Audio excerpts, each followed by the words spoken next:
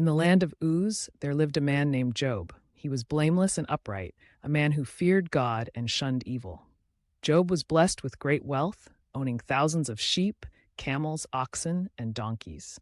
He had a large family, with 7 sons and 3 daughters, and was considered the greatest man among all the people of the East. One day, the angels came to present themselves before the Lord, and Satan also came with them. The Lord said to Satan, "Have you considered my servant Job?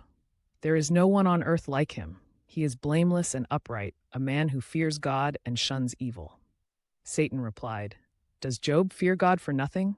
Have you not put a hedge around him and his household and everything he has? But now stretch out your hand and strike everything he has, and he will surely curse you to your face." The Lord said to Satan, "Very well then, everything he has is in your power, but on the man himself do not lay a finger." Then Satan went out from the presence of the Lord. Soon after, Job faced a series of devastating losses.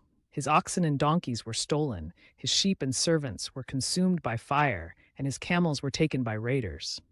Finally, a mighty wind struck the house where his children were feasting, and they all perished. In his grief, Job tore his robe and shaved his head.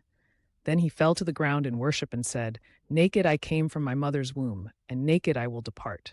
The Lord gave, and the Lord has taken away. May the name of the Lord be praised." In all this, Job did not sin by charging God with wrongdoing. Satan then afflicted Job with painful sores from the soles of his feet to the crown of his head.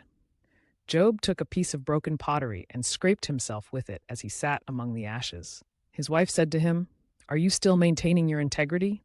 Curse God and die." He replied, "You are talking like a foolish woman. Shall we accept good from God and not trouble?" In all this, Job did not sin in what he said. When Job's 3 friends, Eliphaz, Bildad, and Zophar, heard about all the troubles that had come upon him, they set out from their homes and met together by agreement to go and sympathize with him and comfort him. When they saw him from a distance, they could hardly recognize him. They began to weep aloud, and they sat on the ground with him for 7 days and 7 nights. No one said a word to him, because they saw how great his suffering was. After this, Job opened his mouth and cursed the day of his birth. He lamented his suffering and questioned why he was born to endure such pain. His friends took turns speaking, each offering their perspective on his plight, suggesting that Job must have sinned to deserve such punishment.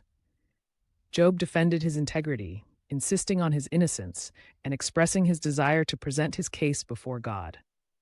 Then the Lord spoke to Job out of the storm. He challenged Job's understanding of the universe and questioned him about the mysteries of creation. God asked, "Where were you when I laid the earth's foundation? Tell me, if you understand." Through a series of questions, God revealed the vastness of his wisdom and power, reminding Job of his human limitations. Job responded to the Lord, "I know that you can do all things. No purpose of yours can be thwarted. Surely I spoke of things I did not understand, things too wonderful for me to know. My ears had heard of you, but now my eyes have seen you. Therefore I despise myself and repent in dust and ashes." After Job had prayed for his friends, the Lord restored his fortunes and gave him twice as much as he had before.